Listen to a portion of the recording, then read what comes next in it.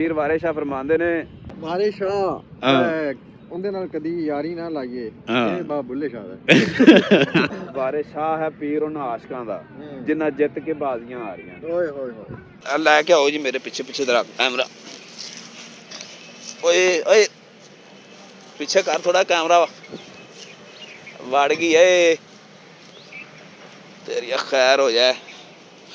ਚਲੋ ਜੀ ਇੱਕ ਨਾ ਬੀਬੀ ਚਲੀ ਗਈ ਬਾਬੇ ਪੀਰ ਕੋਲ ਤੇ ਬਾਬੇ ਪੀਰ ਨੂੰ ਕਹਿੰਦੀ ਮੈਨੂੰ ਨਾ ਤਵੀਜ਼ ਦੇ ਦੇ ਵੀ ਮੇਰਾ ਬੰਦਾ ਮਰ ਜਾਏ।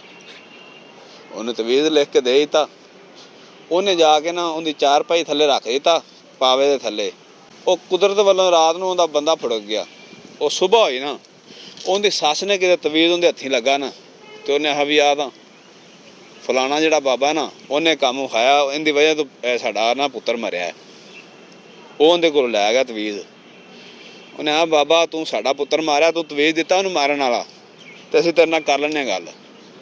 ਉਹਨੇ ਆ ਤਵੀਜ਼ ਤਾਂ ਪਹਿਲੇ ਖੋਲ ਕੇ ਵੇਖੋ।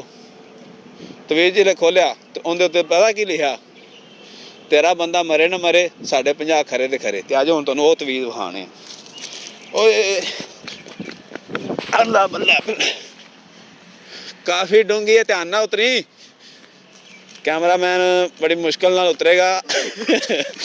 ਲਓ ਜੀ ਇਹ ਤੁਸੀਂ ਵੇਖ ਰਹੇ ਜੇ ਹੁਣ ਇਹ ਭਾਈ ਮੁਹੱਬਤਾਂ ਨੂੰ ਸਵਾਲ ਇਸ ਗੱਲੋਂ ਨਹੀਂ ਆਉਂਦਾ ਵੀ ਲੋਕ ਬਸ ਤਵੀਜ਼ਾਂ ਵਾਲੇ ਪਾਸੇ ਲੱਗੇ ਨੇ ਤੇ ਕੋਈ ਨਾ ਕੋਈ ਕਿਤੇ ਨਾ ਕਿਤੋਂ ਮੰਨਤ ਮੁਰਾਦ ਕਿਸੇ ਦੀ ਪੂਰੀ ਹੋ ਜਾਂਦੀ। ਆ ਜਾਓ ਜੀ ਹੁਣ ਆਹ ਕਿੱਕਰ ਵੇਖ ਲਵੋ ਆਹ ਕਿਸੇ ਦਿਨ ਥੋੜਾ ਹੋਰ ਵੱਡਾ ਹੋ ਗਿਆ ਤੇ ਇੱਥੇ ਕਿੱਕਰ ਸ਼ਾਹ ਬਣ ਜਾਣਾ। ਅੱਗੇ ਉਹ ਤੁਹਾਨੂੰ ਕਸ਼ਤੀ ਵਿਖਾਈਏ ਜ਼ਰਾ। ਜਿਹੜੀ ਚੀਜ਼ ਬਣੀ ਹੈ ਨਾ ਉਹਨੇ ਫਨਾਹ ਜ਼ਰੂਰ ਹੋਣਾ ਤੇ ਅਰੂਜ ਨੂੰ ਜ਼ਵਾਲ ਜ਼ਰੂਰ ਹੁੰਦਾ ਤੇ ਵੱਡੀਆਂ ਵੱਡੀਆਂ ਗੱਲਾਂ ਬੰਦੇ ਨੂੰ ਨਹੀਂ ਕਰਨੀਆਂ ਚਾਹੀਦੀਆਂ। ਜਿਹੜਾ ਬੰਦਾ ਥੋੜਾ 1-2 ਟਕੇ ਆ ਜਾਂਦੇ ਨੇ ਇਹ ਪੈਸੇ ਵੀ ਹੱਥਾਂ ਦੀ ਮੈਲ ਹੁੰਦੀ ਹੈ। ਤੇ ਇਹ ਵੇਖ ਲਓ ਕਦੇ ਉਹ ਦਿਨ ਸੀ ਇੱਥੇ ਅਰੂਜ ਹੁੰਦੇ ਸੀ ਤੇ ਅੱਜ ਜ਼ਵਾਲ ਆਏ ਪਏ ਨੇ। ਆਹ ਕਸ਼ਤੀ ਵੇਖੋ ਇਹਦਾ ਵਿਚਾਰੀ ਦਾ ਕੀ ਹਾਲ ਬਣਿਆ ਪਿਆ। ਕਦੇ ਅਸੀਂ ਇਹਦੇ ਉੱਤੇ ਬਹਿ ਕੇ ਕਸ਼ਤੀ ਰਾਨੀ ਕਰਦੇ ਰਹੇ ਹਾਂ। ਭਾਈ ਲੈ ਕੇ ਆਓ ਤੇ ਅੱਜ ਇਹਨੂੰ ਵਾਸ਼ਰੂਮ ਬਣਾਇਆ ਹੋਇਆ ਇੱਥੇ ਅਗਲਿਆਂ ਨੇ। ਇੱਧਰ ਲੋਕ ਆਉਂਦੇ ਨੇ ਖੂਬ ਇੰਜੋਏ ਕਰਦੇ ਨੇ। ਵੇਖੋ ਜੀ ਟੁੱਟੀ ਪਈ ਭਾਈ ਬਸ ਕਰੋ ਹੁਣ ਵਿੱਚੋਂ ਕੀ ਹੋਰ ਵਿਖਾਉਣਾ ਜੀ। ਟੁੱਟ ਗਈ ਇਹਦਾ ਇੰਜਨ ਲੈ ਗਿਆ। ਲਓ ਜੀ ਹੁਣ ਠੀਕ ਹੈ ਜ਼ਰਾ ਥੋੜਾ ਜਿਹਾ। ਲਓ ਦੋਸਤੋ ਅਸੀਂ ਕਸ਼ਤੀ ਰਾਨੀ ਸੁੱਕੀ ਝੀਲ ਦੇ ਵਿੱਚ ਕਰ ਲਈਏ ਤੇ ਵੀਡੀਓ ਤੁਹਾਨੂੰ ਕੈਸੀ ਲੱਗੀ ਹੈ ਵੀਡੀਓ ਨੂੰ ਲਾਈਕ ਜ਼ਰੂਰ ਕਰਿਆ ਜੇ।